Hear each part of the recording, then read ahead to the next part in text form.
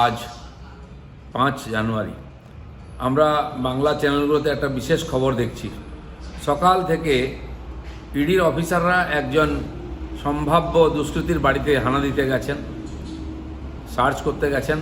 তো দেখা গেল কয়েকশো লোক তাদের ঘিরে ফেলেছে, তাদের উপর আক্রমণ করেছে, অফিসারদের মাথা ফাটিয়েছে, শারীরিক নিগ্রহ করেছে, গাড়ি ভেঙেছে এবং ঘন্টার পর ঘন্টা এই ঘটনা চলছে। এটা দেখতে হচ্ছে মানুষকে। জায়গাটা কোথায়?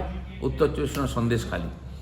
সেখানে একজন বিখ্যাত নেতা আছেন টিএমসির, তার ছত্রছায়ায় থাকেন।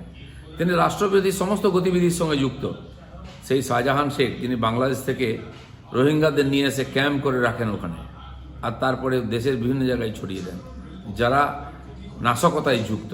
সেই শাহজাহান শেখ, যিনি বিজেপির 3 জন কার্যকর্তাকে মার্ডারের সঙ্গে যুক্ত, তাদের 2 জনের বডি খুঁজে পাওয়া যায়নি। এখন 3 জনকে খুন করা হয়েছিল।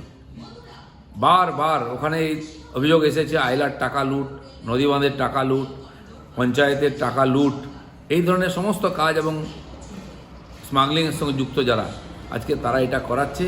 টিএমসি পার্টি, তার নেতারা এর সঙ্গে যুক্ত আছেন। পুরো পশ্চিমবঙ্গ এবং বাংলাদেশ বর্ডারের যে সীমা 10, 15, 20 কিলোমিটার অবধি মুক্তাঞ্চল হয়ে গেছে। সেখানে কোনো আইন নাই, কোনো কানুন নাই। এই ধরনের লোকেরা সেখানে যত রাষ্ট্রবিরোধী গতিবিধি করছে, বাংলাদেশ থেকে সোনা নিয়ে আসা, ড্রাগ নিয়ে আসা, এখান থেকে গরু পাচার করা, অন্যান্য সমস্ত জিনিস পাচার করে বিরাট একটা টাকার লেনদেন হচ্ছে। সরকারি টাকা লুট হয়ে যাচ্ছে এবং ইচ্ছাকৃতভাবে এই কাজগুলো চালাবার জন্য বর্ডারে কাঁটাতারের বেড়া দিতে দেওয়া হচ্ছে না। টিএমসি সরকার দিচ্ছে না, যাতে এগুলো গতিবিধি চলে। ফেন্সিডিল থেকে অন্যান্য জিনিস পাচার হয়ে যাচ্ছে এবং পঞ্চায়েতের টাকা লুট হয়ে যাচ্ছে। যদি পশ্চিমবঙ্গের বর্ডার অসুরক্ষিত থাকে, পুরো দেশ অসুরক্ষিত হবে।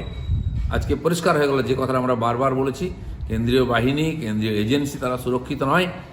যারা এই ধরনের ইনলিগাল কাজ করে টিএমসিকে ফান্ডিং করছে, তাদেরকে রক্ষা করার জন্য সরকার, মমতা ব্যানার্জি বারবার চেষ্টা করেছেন। তার দাগি অফিসারদের বাঁচাবার জন্য তিনি ধর্ণা দেন। যখন সিজিএস কমপ্লেক্সে নেতাদের নিয়ে যাওয়া হয়, তার পার্টির লোকেরা গিয়ে সারা দিন রাত ঘিরে রাখে তাকে, বারবার বাধা দিয়েছে সত্য উদ্ঘাটিত করার জন্য, দোষীদের সাজা দেওয়ার জন্য। তার প্রকৃষ্ট উদাহরণ আজকে আমরা দেখলাম। রক্তাক্ত ঘটনার মাধ্যমে সেটা লোকের চোখে এসেছে।